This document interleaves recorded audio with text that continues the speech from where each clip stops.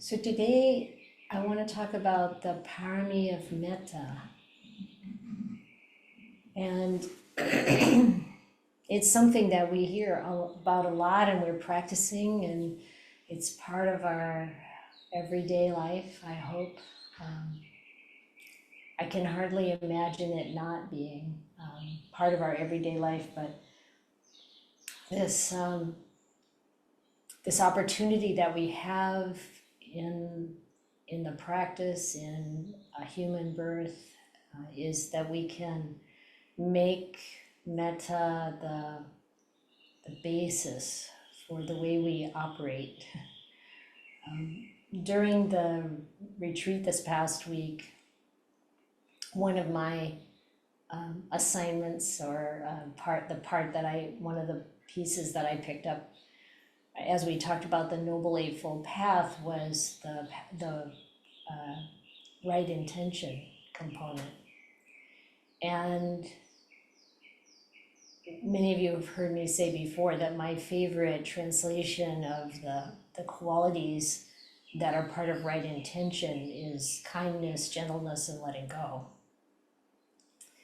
It's often translated as renunciation, non-ill will, and non-cruelty. And I like changing the order and the words.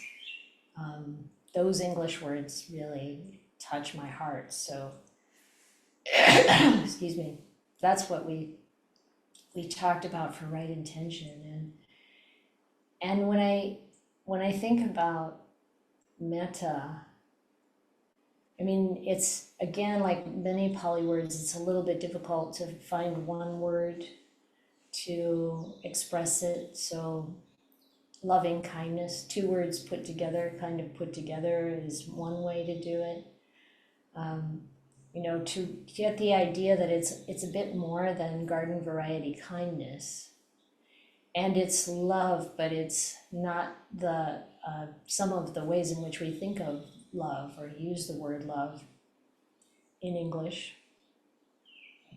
because there's no attachment involved with metta, and it's really indiscriminate. It shines on everyone. When you have your heart, your mind is coming from a place of metta, then it's there for everyone. And there's no way that negativity and ill will can be there at all. And so, the Buddha really, he talked about metta from so many different angles. One of them being, what kind of mental state or attitude should we have when someone's criticizing us or even physically abusing us? And he said that our mind should remain unaffected. We'll utter no harsh words. I'm going to read it actually because it's so beautiful. My mind will be unaffected, and I shall utter no harsh words or evil words. It depends on the translation. I shall abide compassionate for their welfare with a mind of metta, loving kindness, without inner hate. I shall abide pervading them with a mind imbued with loving kindness and starting with them. I shall abide pervading the all-encompassing world with a mind imbued with loving kindness, abundant, exalted, immeasurable, without hostility and without ill will. And he said, this is how we should train ourselves. So, if someone's, we don't even have to go as far as, he talks about hitting you with sticks and knives, and, you still maintain this attitude of loving kindness. You don't let a thought of ill will or anger arise in the mind. Now that does take some training, and he was saying this in the context of some monastics getting angry with each other, being upset by what someone said. And he said, if you really think in this way, then nothing anyone says is going to bring that out in you. But I'm sure we all know, I know how it feels if someone's blaming you for something, criticizing, or, you know, maybe the person's feeling really out of sorts and they're kind of sharp with us or angry. It's very hard not to just meet that energy with the same kind of energy and come back at it in the same way. And so this is really an injunction and an encouragement to change, to not automatically pick up what is happening around us or aimed at us even, and to instead train ourselves to have a different response, one of kindness and compassion. He also admonished a monk who was upset because he was a good friend of the bhikkhunis, and someone was criticizing the bhikkhunis and he was upset with them. And the Buddha admonished him for it, and he said the same thing: you should have a mind of loving kindness. So it's also true if someone we care about is being attacked. Now, this is not intended to say that we should just allow bad things to happen. We can do everything possible to stop any kind of aggression or abuse, but in the process of that, can we maintain a loving mind? And in the process of trying to talk to someone about something that's heated, can we maintain a loving mind? This is really quite a challenge, and it's so worthwhile. You know, when we think about all the different kinds of situations we find ourselves in human life, and we think, okay, can I maintain this intention of kindness, gentleness, and letting go in all cases? This is really a substantial practice.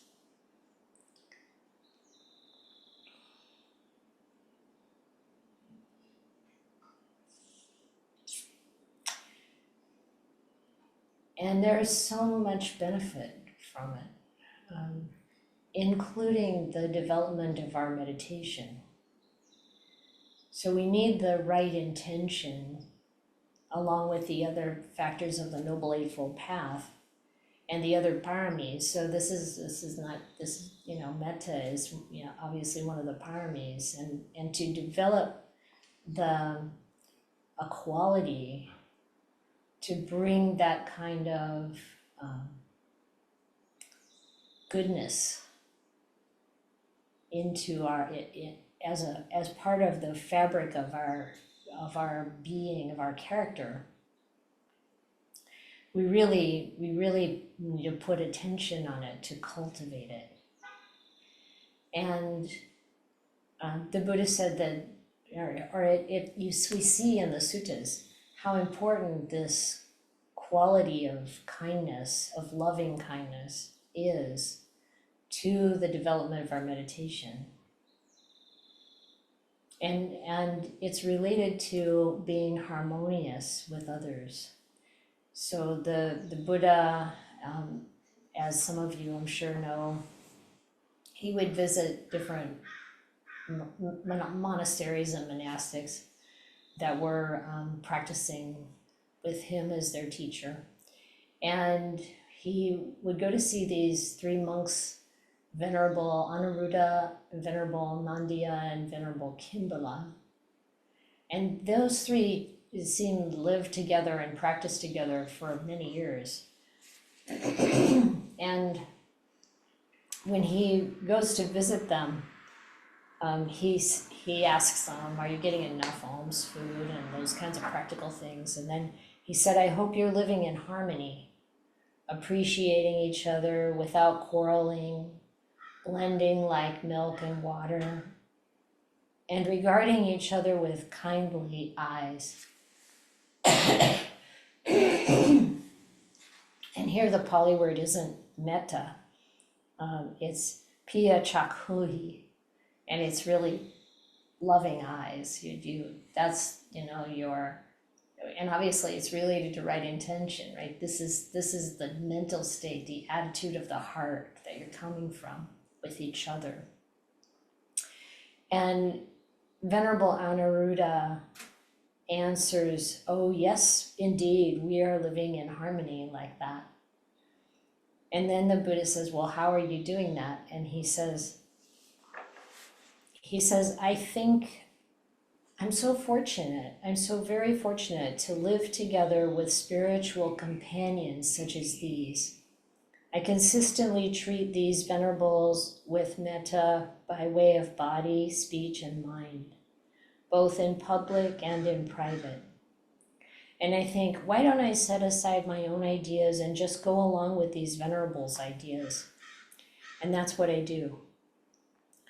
And then he says, though we're different in body, we're one in mind, it seems to me. They're so aligned.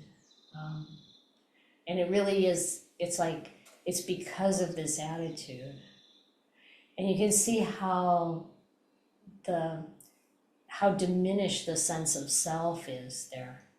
You know, there's like, it's not like I want it my way, you know, I'm gonna push my idea.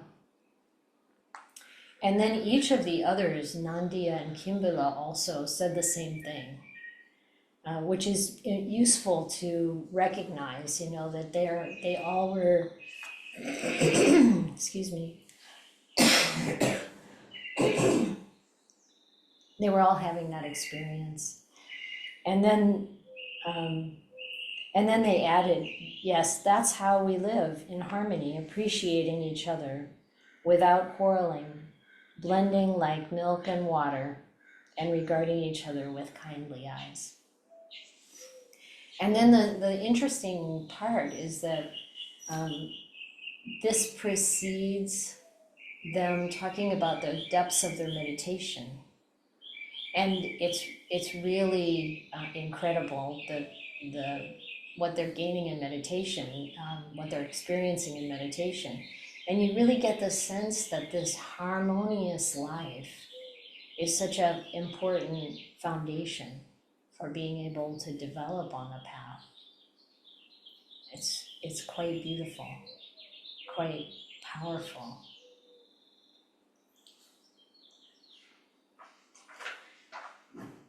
You know, we often chant the Buddha's words on loving kindness, and maybe we don't, just in case we haven't really thought much about the specifics of that, I thought I would talk about it, and just kind of think about how these different things that are included here relate to loving kindness. Why is this about loving kindness, this beautiful, boundless, immeasurable quality of love? So it starts out, this is what should be done by one who is skilled in goodness, which I always love that part, you know, how great it is to be skilled in goodness. I mean, what more could we want, right? And who knows the path of peace. And certainly this attitude, excuse me, this attitude of kindness, this inclination towards caring and respecting and being kind is so integral to peace. Let them be able and upright, so virtuous and straightforward, you know, like really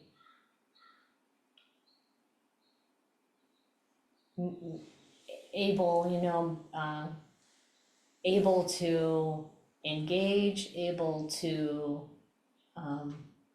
help, able to, you know, I mean, that doesn't necessarily mean able-bodied necessarily, but maybe there's more like there's the willingness and the ability to be present, to be there, to engage. And the uprightness, keeping the precepts, straightforward and gentle in speech. So how we act and how we speak. Humble and not conceited. And I think this, when you think about how this relates to loving kindness, it's all connected.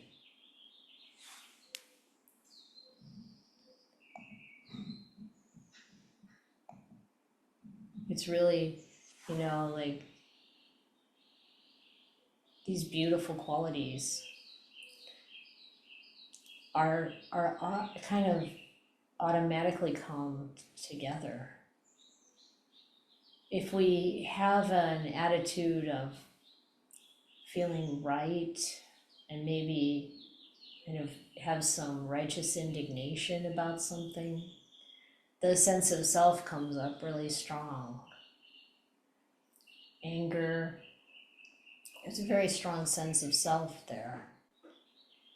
The conceit and a lack of humility. But if we stop and we really listen deeply to the other side, and we allow for that to be, something we really are willing to hear and take in, and then from wisdom decide whether or not we feel that it's correct, there's a humility there, and a lack of the pushing the self forward. Self-establishing. And that's really interesting. I remember someone I knew a long time ago who said they didn't really want to listen to their partner because then they might, it might change them. They might take it in and that cause them to change. And it's like, wow, like, I don't know if the worry is that they're going to do change in a negative way, or if they just feel like the way they are is so important and valuable that that's what should be retained or preserved. But to remember that there is wisdom always involved with kindness and all of these good qualities. So you don't necessarily you accept what someone's saying as this is what they're saying, this is what they're intending, this is what they mean, but that doesn't mean that you're on board with it, and you don't have to be. So this is something important to recognize too.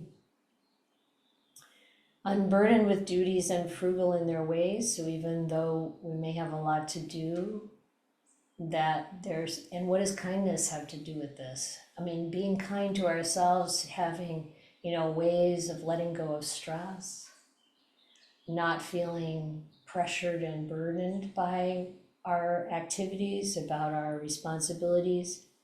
And the frugality, I think, is in here because keeping our life simple makes it easier to be kind and without stress.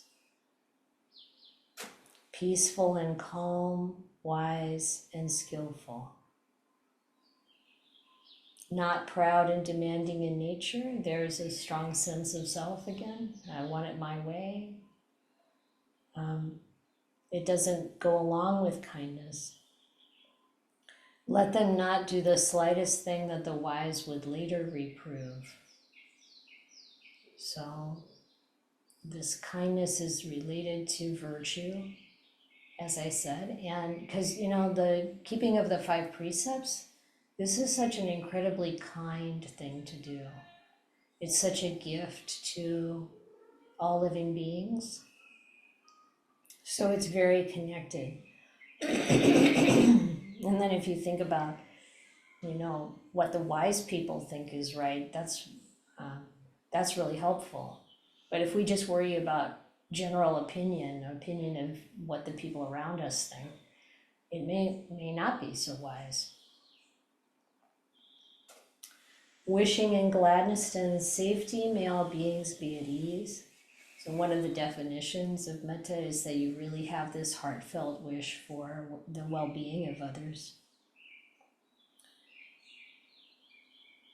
And then it goes through this part where it says, whatever living beings there may be, weak or strong, omitting none, great or mighty, medium, short or small, seen and unseen, living near and far away, those born and to be born. It's really intending to include everyone. And this is really a valuable reflection for ourselves. Are there any living beings that we disregard or have aversion towards? And it's easy with insects or something to have that feeling, but we might also have it with people or whole groups of people based on characteristics that don't matter at all in terms of their nobility. And to really pay attention to that, because we all have our conditioning, and if our conditioning has set up an idea in the mind, a perception in the mind that, well, person who looks like that or whatever, you don't value that in the same way. And that's really harmful. And we don't even notice when we do it sometimes, because it's deep, old conditioning. So it's really important to bring this to conscious awareness. Do we treat people with impartiality? Are we consistently kind? And one of the things that can happen, when you're in a group, whether it's a monastic big monastery and you're living with a lot of different people, or you're in a workplace, there's going to be more affinity with one person than another. You're not going to be as kind of resonant with everybody the same. But can we be consistently kind anyway? And even if someone's being quite harsh or mean or disregarding us, or, making things difficult for us, can we be consistently kind? And I've found that this is the most powerful and effective way to respond.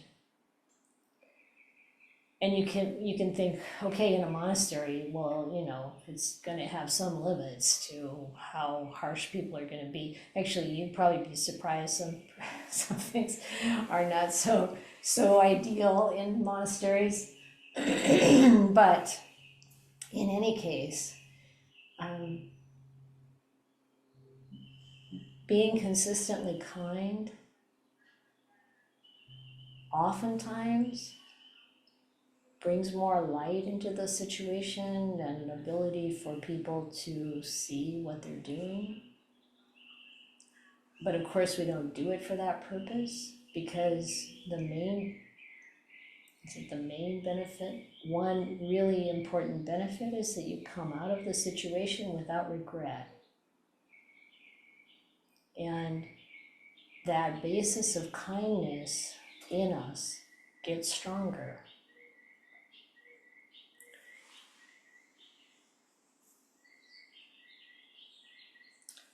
Then it says, let none deceive another or despise any being in any state. So more of that, and to be upright, to be honest, to not harm each other. Let none with anger or ill will wish harm upon another. Even as a mother protects with her life her child, her only child, so sometimes it's hard to grasp how unlimited and impartial and pervasive metta is. So it often gets compared to the love a mother has for her child, because it's pretty in most cases, pretty amazing. You know, my experiences, as soon as I knew I was going to have a baby, I loved it. And you wish for its well-being, you hope it's going to be healthy, and you don't even know it yet. I mean, that's kind of the basis of unconditionality. It's just anything could be going on with this new person, you know, health-wise or psychologically or whatever. And so, you know, you can see examples in our ordinary life of this kind of very magnanimous kindness. But then when we practice it, it goes even deeper and broader. And when we really can be at that place where we love everyone, the practice really takes off. And the heart has so much safety and confidence. It's a kind of quiet confidence. It's got that humility there, these other qualities that are identified in this discourse. But it's really precious.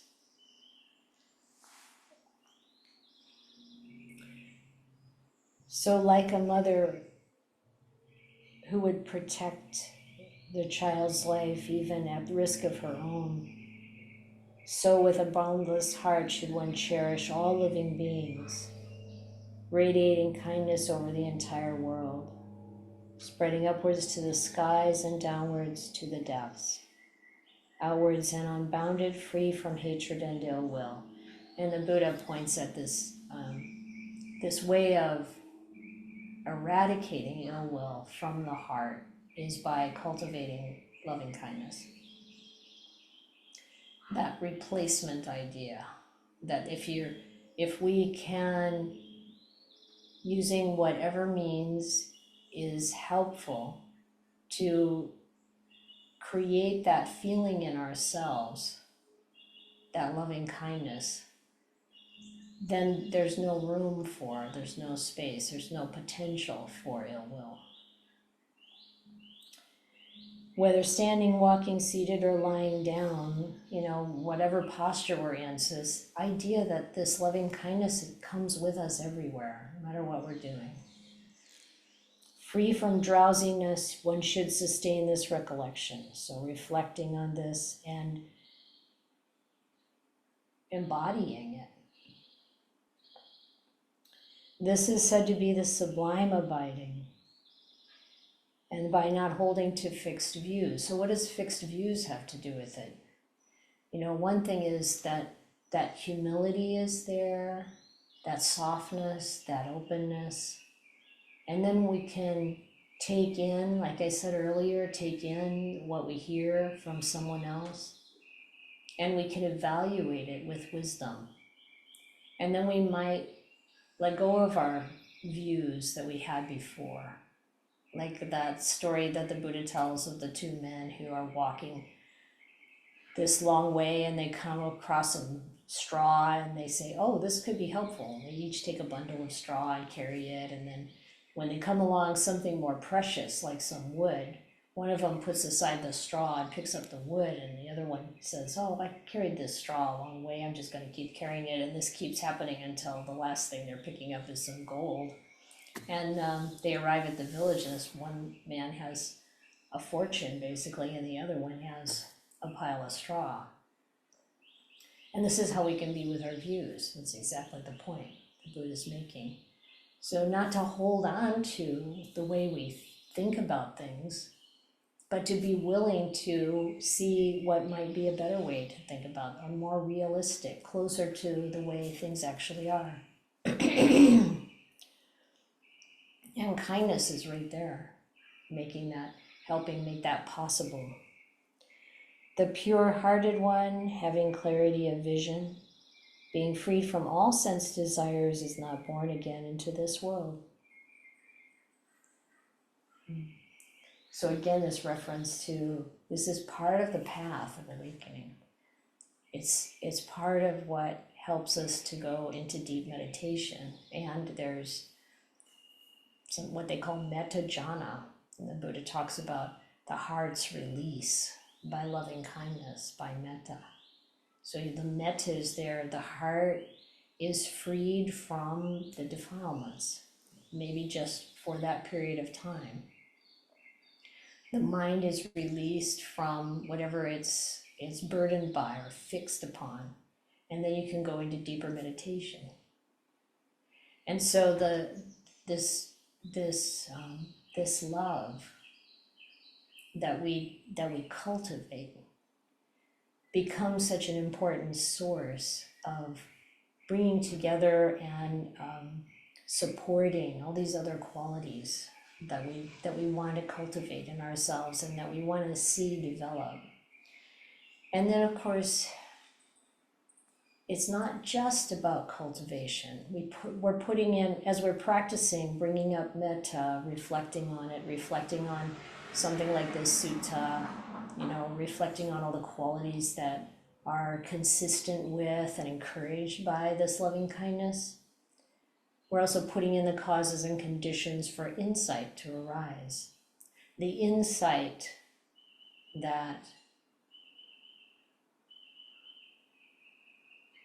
partiality, even kind of attached love, is suffering. The insight that when it comes, what's created is a natural love for all beings. That it's cemented in. It's like this is, and a feeling of joy and relief. Knowing that you can have love for even the small creatures, and love for the people in your life without attachment, with something that's much more altruistic. And then, you don't have to be disappointed when they don't come home for Mother's Day. I just use that one, since that's happening tomorrow. Or whatever it is, it's like being there for them, but not in a way that it takes away from something in us. So this is kind of the way we live. Human beings generally, because we are kind of so, I want to say, conditioned to have this sense of self, that so much of what we do is transactional. What do I get out of it? How much do I give? There can be this kind of compassion fatigue or feeling like we're doormats. It's like it still comes from the sense of self. There's a lack of wisdom there that takes care of what's sensible to do and what's not sensible to do. But it still comes from that limited sense of me and you. I have to protect me, or I have to give all I can to you, or whatever our attitude and conditioning is. There's a funny kind of imbalance. But when we cultivate loving kindness and then we get to this place where the insight arises in us, it's not like that anymore. There's no denial of self in the giving to someone else. How you see yourself and you see others becomes the same. And you can be just as discerning about what arises in your own mind and what mental states show up as you can see in other people without any kind of condemnation, if that makes any sense. to really love them, to really love ourselves. And there's not so much difference.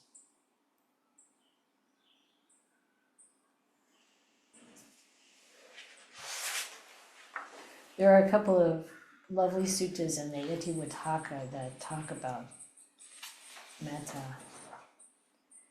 And I'm just going to read the verses at the end. Number 27.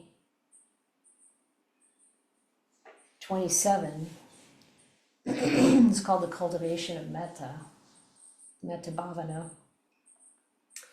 And at the end, the Buddha says, a mindful one who develops limitless metta weakens the fetters, seeing the ending of attachments.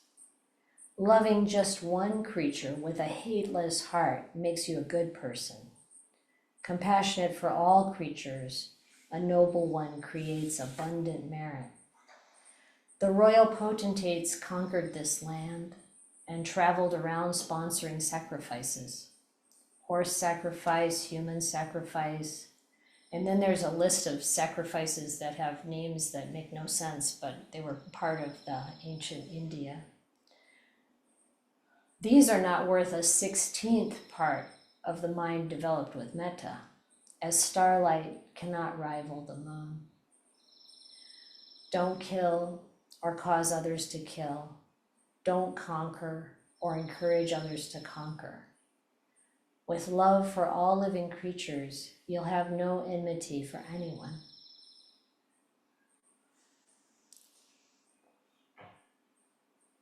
And then there's another sutta where the Buddha is talking about the benefits of developing metta in this way. And he's telling the monastics, don't fear good deeds or good actions. For good actions or good deeds is a term for happiness, for what is likable, desirable, and agreeable. I recall undergoing for a long time the likable, desirable, and agreeable results of good deeds performed over a long time. He said that as a result, for 7 eons of the cosmos contracting and expanding, I didn't return to this world again. As the eon contracted, I went to the realm of streaming radiance. And as it expanded, I was reborn in the empty mansion of Brahma. There I was Brahma, the great Brahma, the vanquisher and the unvanquished, the universal seer, the wielder of power. I was Sakha, Lord of the gods, 36 times. Many hundreds of times I was a king, a wheel-turning monarch, a just and principled king. My dominion extended to all 4 sides. I achieved stability in the country, and I possessed the 7 treasures, not to mention regional kingship. And then I thought, of what deed of mine is this fruit and result, that I'm now so mighty and powerful? And he said it was the fruit and result of giving, self-control, and restraint. Then he goes on to say, one should practice only good deeds, whose happy outcome stretches ahead. I like that image, stretches ahead. Giving and moral conduct, developing a mind of love, a mind of metta. Having developed these 3 things, happiness, yielding happiness, the astute one is reborn in a happy, pleasing world.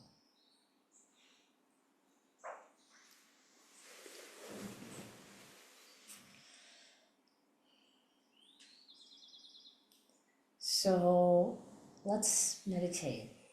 Excuse me.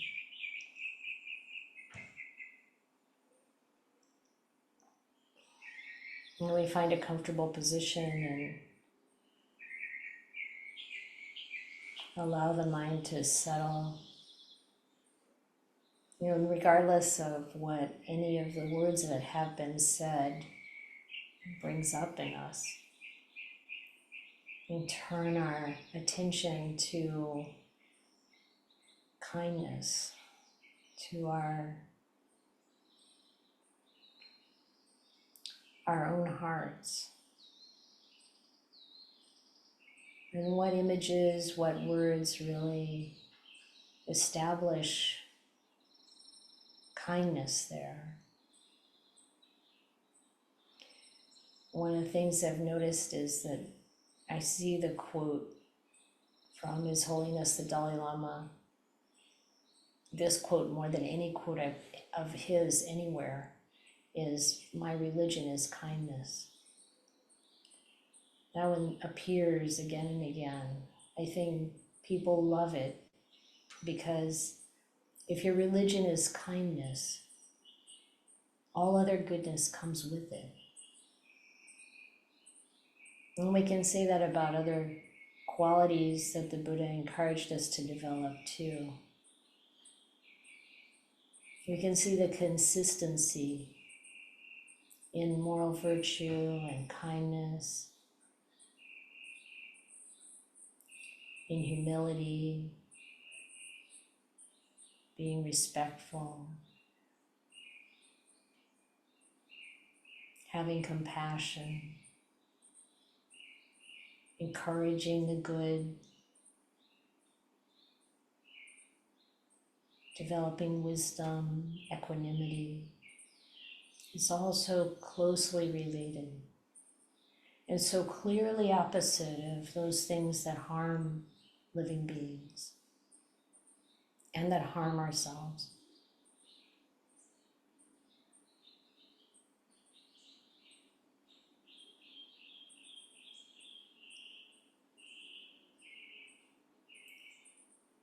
So we let that kindness blossom in our heart.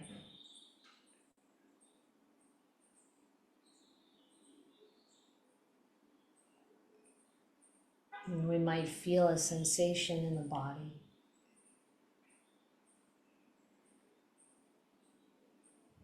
Warmth, maybe a soft energy.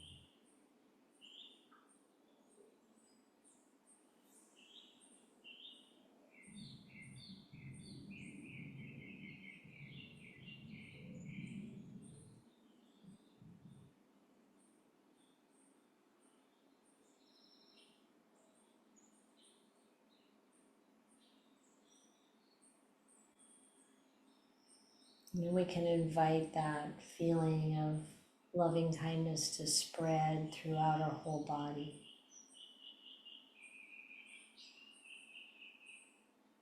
Like the Buddha said, I will abide pervading 1/4 with a mind imbued with loving kindness,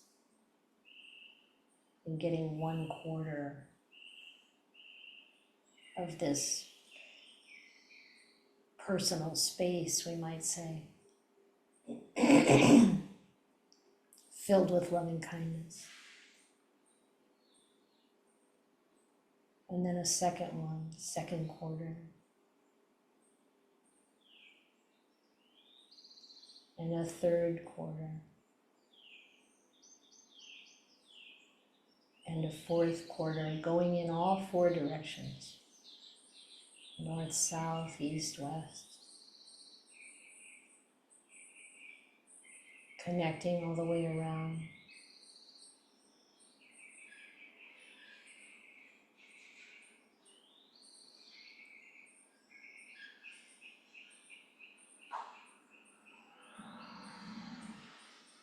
And then above us.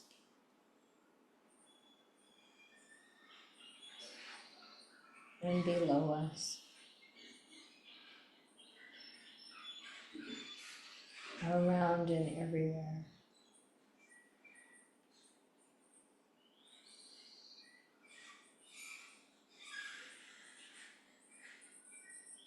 Now this is the felt sense that we can tune into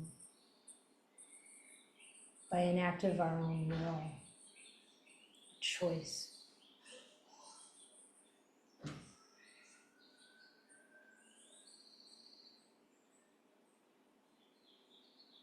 A loving choice.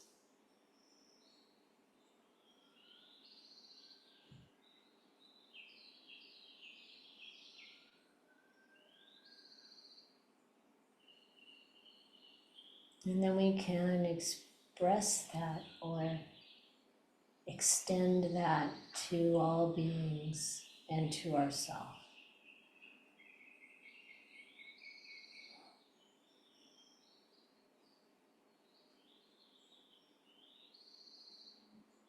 And we can abide in this way. Let this be the basis of our dwelling, the basis of our home, the basis of our workplace, the basis of our town, our state, our country. And of course, there are all kinds of other things going on, but we don't want to contribute to those.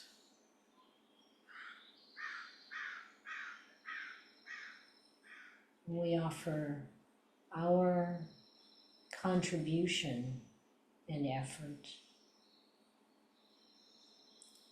and wisdom within this context of loving.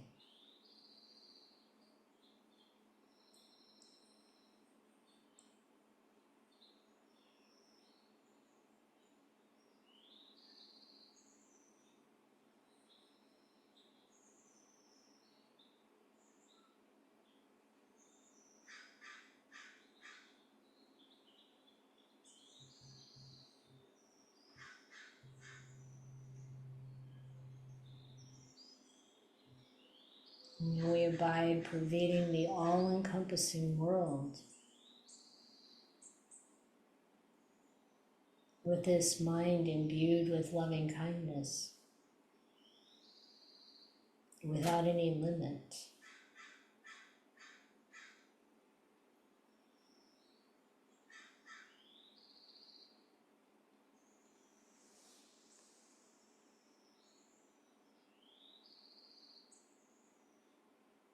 Abundant, exalted, and immeasurable.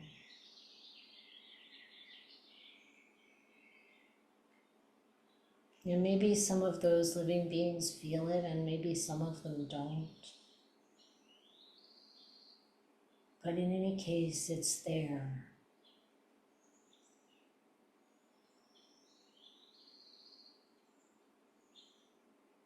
The wish for safety, the end of harming,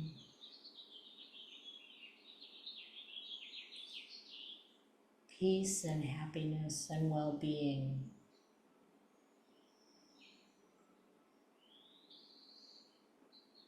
Love.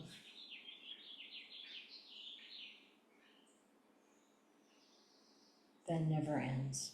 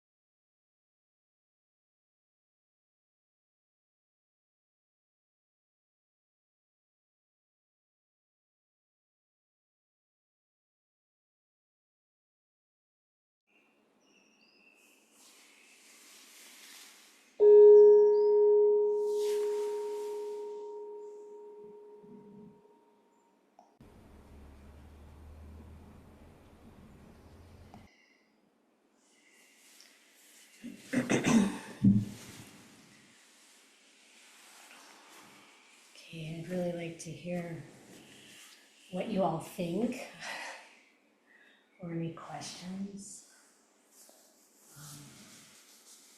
I had to go find the bell, sorry, because it wasn't over here. Hopefully that wasn't too disruptive.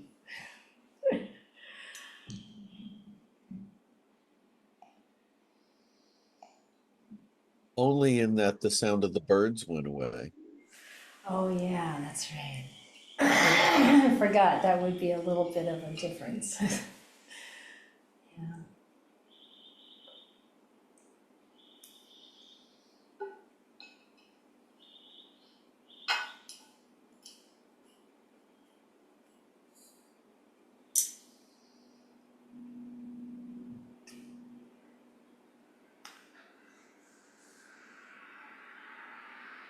Any comments or questions? I have a question.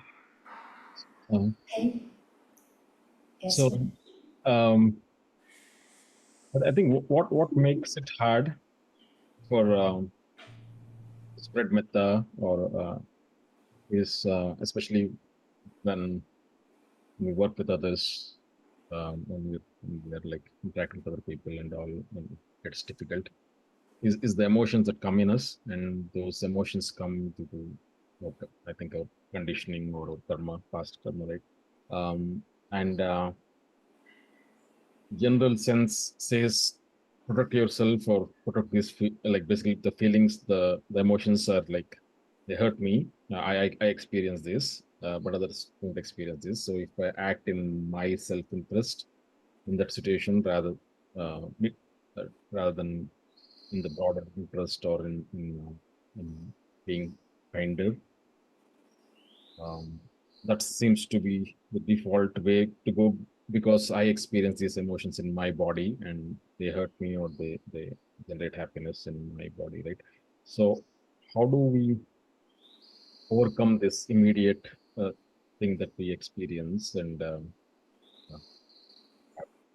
yeah. Yes.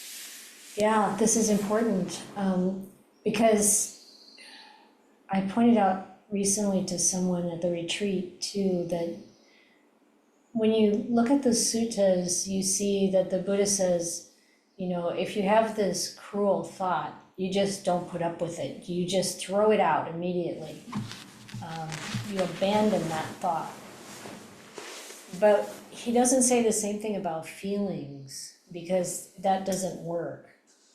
Because the feeling, you know, of anger or whatever, irritation, sadness, any of them, we need to process them. And so basically, all of them are dukkha, and we need to use the noble truths to really turn towards them. So what do you do in a practical situation? Well, first of all, we stop ourselves from acting on those feelings or acting from those feelings. And sometimes that requires a very strong commitment and effort. I mean, the old thing of count to 10 actually helps. You know, like if we can remove ourselves or just don't say anything, as long as that strong feeling is there, you know, just really let some of that energy calm down. But then we also want to really take time to be present with that experience in the body. So you might not be able to do that in real time, because if you're in a conversation with someone, that's not gonna, you know, it's not a time to like look inward and really understand that dukkha. But then maybe we can ask to come back later to talk more.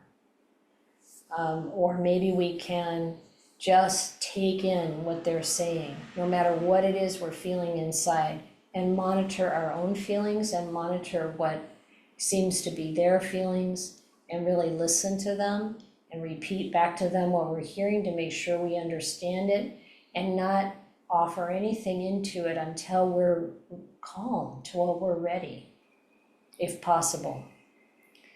So you can kind of see, like, there's, think of it as, something happens that brings up really intense emotions, and we're engaged in that experience.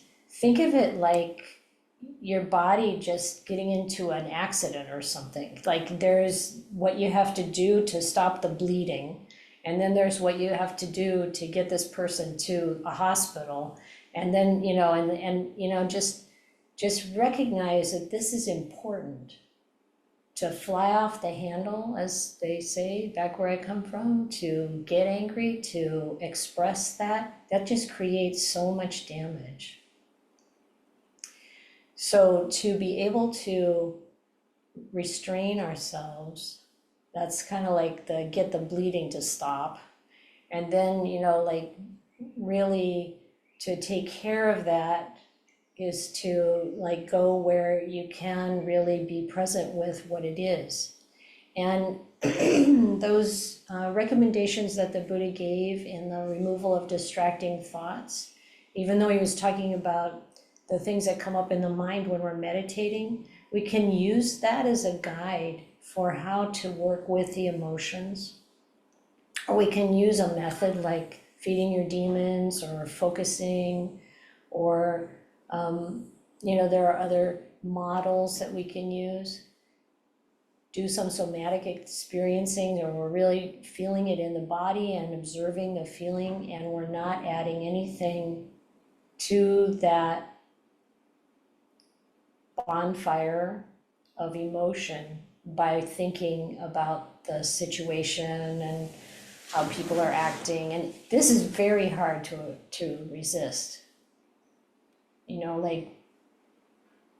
Even with relatively minor things, we immediately want to go to blaming someone else or talking about how wrong they are to ourselves or to others.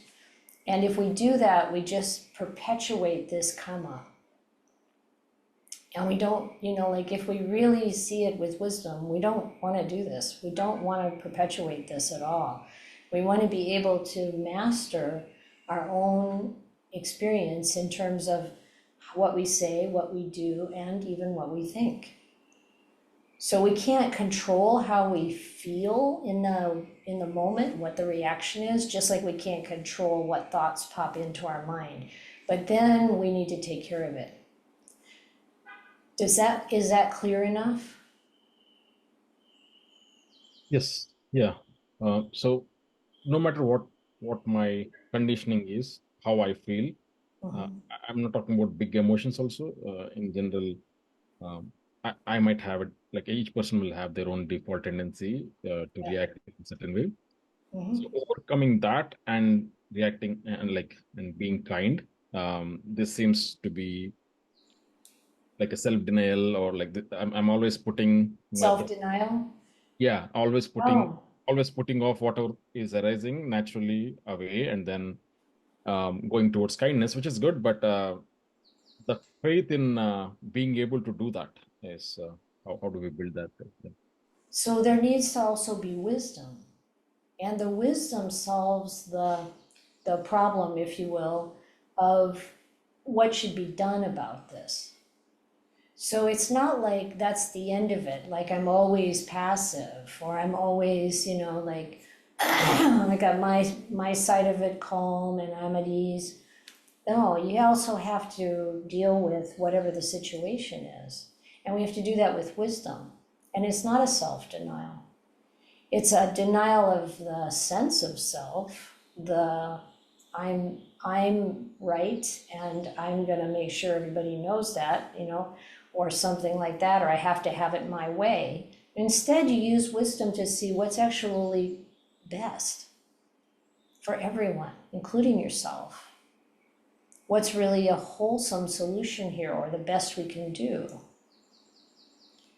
And so this is a practice on it. It's got so many angles to it, levels to it, to be able to restrain our reactions, to be able to reflect on, what's really happening inside, to be able to be present with someone else while maybe they're angry with us or whatever, to be able to hear that and listen and be respectful, and to be able to apply wisdom and to be able to come back to the situation, or even if once we get really good at it, we can do it in real time. We can have the feelings, we don't have to be driven by them, and we can talk about what's wholesome and healthy and appropriate to do in the situation.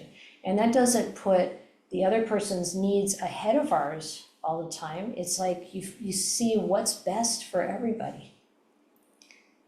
And we need to be able to do this for other people if we manage a group, or if we are, parents in a family, or children of aging parents. We have to think about what's good for me, what's good for them, what's good for everybody involved, what's going to be a good solution to this sort of conflicting or competing needs or desires.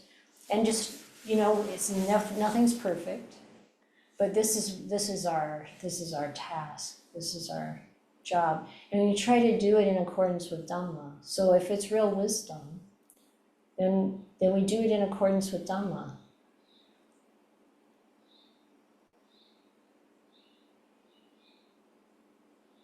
Thank you. Yeah, thank you for the question. It's so important. This is like what everybody has to deal with, really, in some way. Neil?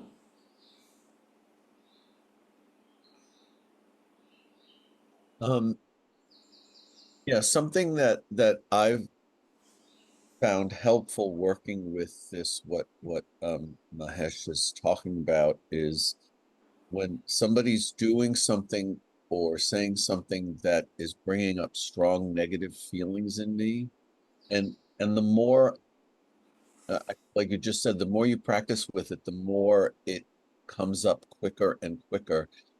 This idea that I think to myself, there's something that they're doing or saying or feeling that I can identify with, that I experienced, that I have felt. And almost instantaneously, it brings up compassion in me. No longer reacting from self. I'm thinking, oh, okay, I see. That's about the best I can explain it. And it's fresh for me because it's something that just happened last night with me, that I was feeling really irritated at something somebody was doing. And almost instantly I said, well, wait a minute, I've behaved like that before. Why? And then there's the compassion. That's really good. That's good. And also, even if we can't quite relate, I was talking about karma the other day, and I was remembering how, sometimes what we experience as we practice the path is that the results of our actions come back to us quicker and quicker as we get down the path. And when you can't come up with a way of relating to whatever's happening with that other person, one thing you can think is, I'd better come to understand this as soon as possible, because otherwise I'm likely to find myself in the same situation really fast, with the same choices, with the same kind of reactions. And so it's like if we start to put ourselves above someone else and we think, I wouldn't act like that, or I know better, then okay, do I want to be in that situation that they're in right now? I mean, if I don't, I better start developing some understanding quickly. Really cuts down on the judgmental kind of reaction. Yeah.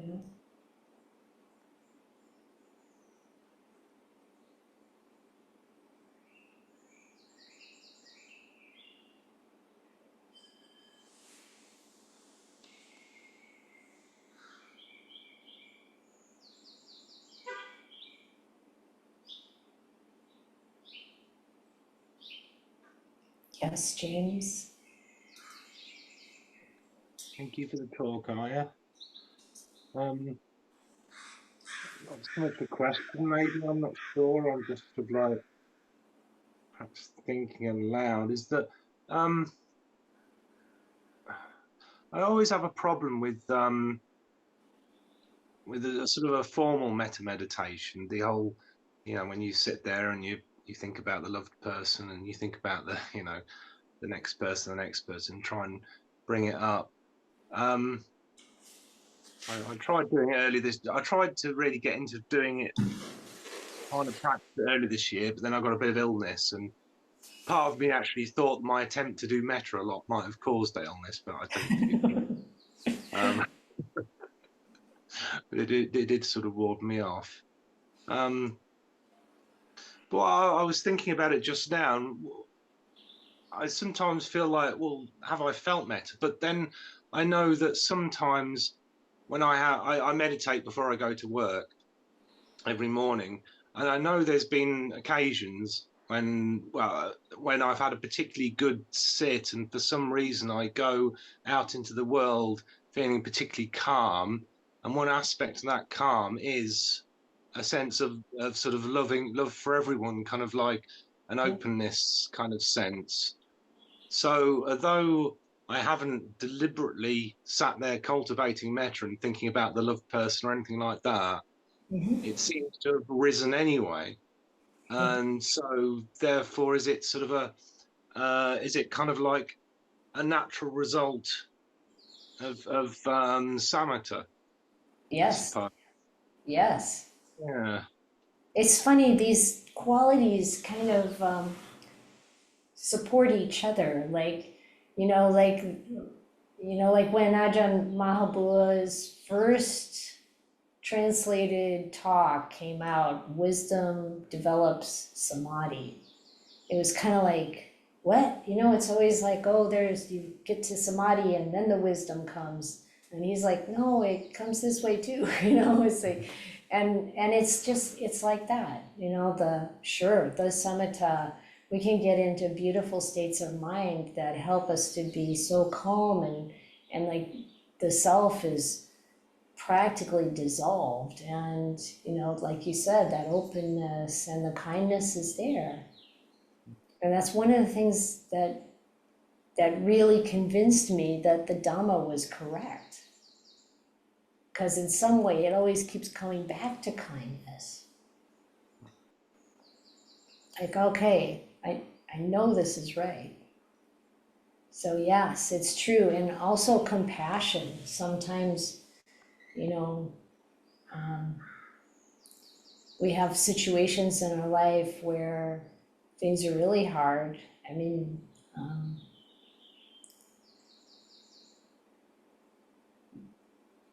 I'm debating whether to tell you this story or not, so I'm probably gonna have to now. But I got married when I was 18. Not an uncommon practice where I was living. This is part of the culture. But it happened to be to one of my high school teachers. And there was no anything happening until after I graduated from high school, but then we got married. And I thought I knew him, but I didn't know him well enough or know the world well enough either. And it turned out that he really needed to have complete control over me and the kids that eventually came along, and that became more and more abusive. And so after 11 and a half years, I left with my kids and a lot of scarring. And I knew that I really wanted to forgive him for all of that, physical, emotional, every kind of abuse, every category of abuse is covered, but not to the extent as I've seen in some cases, really. But, even though I would write a letter of forgiveness and not send it or just try to work with this in all kinds of different ways directly, it wasn't really happening so well, I felt. And then I had a long period of not having any contact with him because the kids grew up. And at the same time, I was going, practicing Dhamma. And I wasn't really at all focused on forgiveness there so much at that point. But then I saw him again because he came to my daughter's graduation from her master's degree at UCLA, and he came walking toward me, and I was just flooded with compassion. And that's never changed over the last, oh gosh, we would be married over 50 years by now. That had stayed, and it's like every time I talk to him, this compassion arises. So it's kind of just like what you're talking about. It's like even without trying, the practice really, I didn't do like Mettā for him, the difficult person, it's just there. Well, can I share in a very small way, slightly similar experience I've had this week? Well, I work in a shop, as I may have mentioned previous, and there's one guy who comes in fairly regularly, and he has some good qualities, which I've gone out my way to recognise, but at the end of the day, he's a very toxic, immoral, quiet, not a nice man, although he has a few good qualities. And unfortunately, we've been at loggerheads previously, and consequently, whenever he's in the shop, I basically just keep my head down and just try and try and ignore him. I think he's kind of forgotten that he upset me previously, to be honest. But anyway, it seems wise just to avoid any association or interaction with him. And I sit there and I anyway, this particular day, the boss was out earlier in the week, and he comes in and he's talking to my colleagues, and they have to go off and get distracted and do something or other. So this guy comes around the counter to talk to me, and I reluctantly turn to face him, and really unexpectedly, I did feel a real sudden onset of a positive sort of feeling towards him. And it was really weird, because I really don't. I mean, I won't say I hate him. It's just he's just not a nice person. But there was just in a moment, I think just because he was smiling, which is unusual for him. But in a flash of moment, it was like, part of practice is understanding people suffer as we do. They have hopes and they have pains and everything. And just in a moment, I saw him almost like a child, like someone who has all these unpleasant qualities. But I understand it's probably not something he's chosen. It's just conditioning and stuff he's got into line of. And just in a flash, I had this sense of compassion and like that he's just a fellow human being suffering like me, and he's got these bad qualities, and he could work on them, but he hasn't been fortunate enough to meet the Dhamma, and etc. But it was just flash in a moment. It really took me by surprise. So yeah, maybe although I seem to be completely rubbish at formally cultivating Mettā, maybe it's kind of sneaking up on me. I have to admit, I've never been into the phrases, the people, that's there because that's helpful to some people.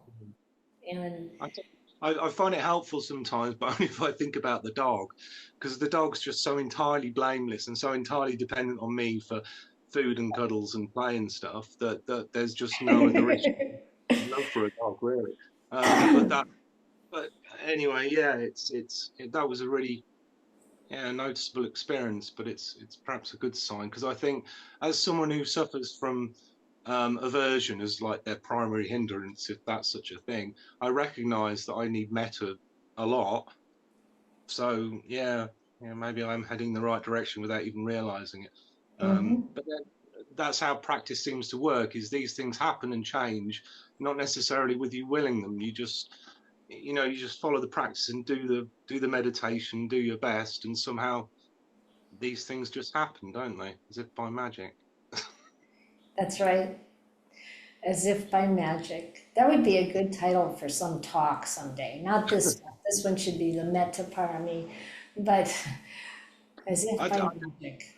I don't know though, because magic just happens, doesn't it? Whereas practice requires a lot of energy and exertion, and it's not just wave a magic wand. You've got to put the effort in. So I guess I'm putting the effort in. So how great am I? You are. Yeah. You're putting in the effort. That's right. Yeah. That's why it's as if. Yeah. Yeah. Thank you. Thank you, James. Thank you. Yeah. Well, thank you, everyone.